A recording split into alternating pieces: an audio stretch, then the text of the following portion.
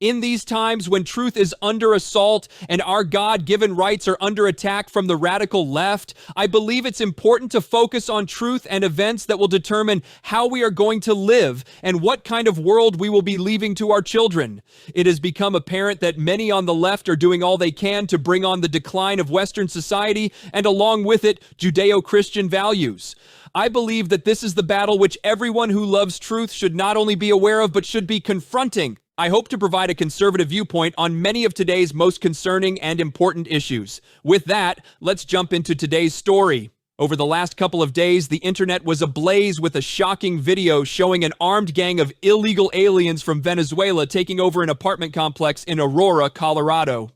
These illegals, all of whom have criminal backgrounds, have been flown into the country under Biden's parole program. Now, they are not just being flown into blue states, but are secretly being dropped off in red states like Florida and Texas. In the latest outrage, the Democratic left-leaning sanctuary, State Governor of Colorado, has just released a press release basically accusing those coming forward of disinformation and fabricating the whole thing. Imaginary armed gangs, I guess.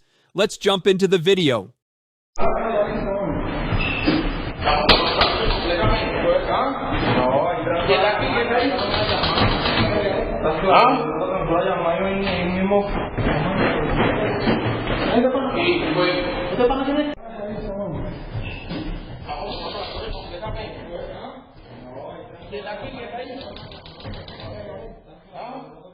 Imagine, we have an administration that is actually spending our money to fly in criminals from other countries. What in the world is going on? The mayor of Aurora, Colorado, confirming that the gang of illegal Venezuelans have indeed taken over several apartment complexes and pushed out the property managers so they could extort rent from the tenants. The mayor is asking the right questions. Who's funding these gangs? Soros or your tax dollars? And more importantly, why? Somebody put them there and somebody funded it, whether it's federal government or not. We're trying to find out who. These gangs apparently are attracted to where there's a concentration of Venezuelan migrants. And so they've in fact have kind of pushed out the property management through intimidation and then collected the rents.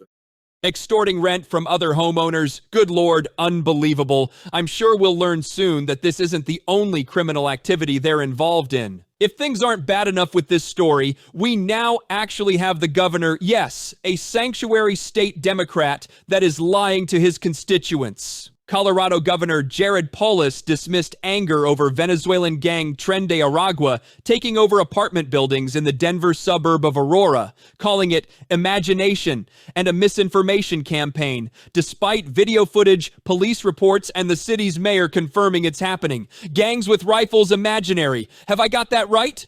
The dishonesty of the left is cult-like. Truth does matter, but why are so many unwilling to hear the truth?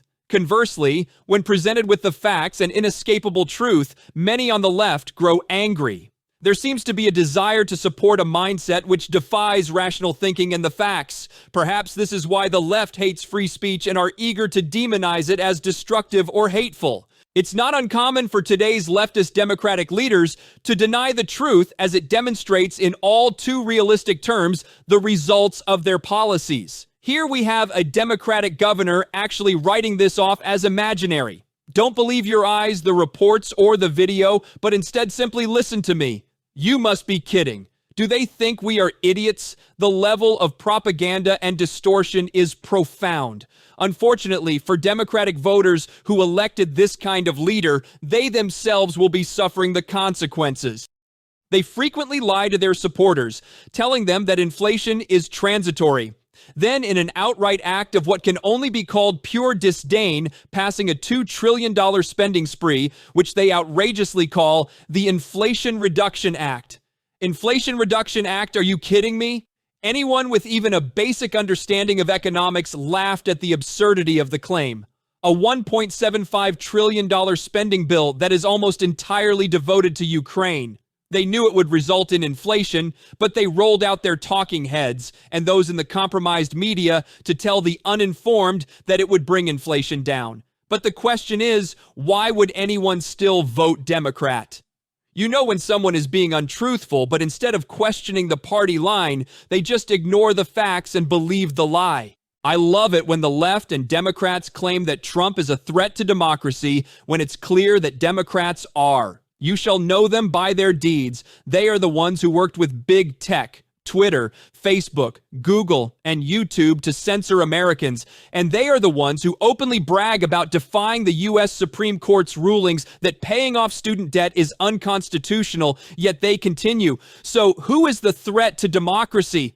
With a complicit media, they attempt to control the message and censor the truth. Whether it's COVID origins, the vax, the Hunter Biden laptop, free speech, or open borders, today's Democratic voter is more flexible when it comes to the truth than an Olympic gymnast. If you're Christian, you probably celebrated the Supreme Court's decision to remove the federal government from having a say in abortions and instead place the decisions and laws at the local state level.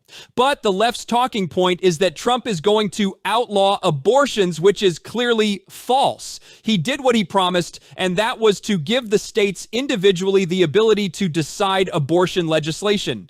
Again, these aren't difficult truths to uncover if one is so inclined, but it appears many trapped on the left simply aren't interested in hearing the truth. Some embrace the truth while others find truth and reality dangerous. That seems clearly more problematic for the Democratic Party and the left. As Christians are told to embrace the truth and seek it, God is clear he hates a lying tongue. If you think about it, believing a lie makes you a slave to the one telling it. You're not free to come to your own decision. Instead, you have decided that I will forgo my own rational will and instead accept this alternative. In the end, it's about control, pure and simple. The one who is lying to you seeks to control you. Well, that's all I have for you today. I hope you liked it. If you did, subscribe, and I'll see you in the next one. God bless.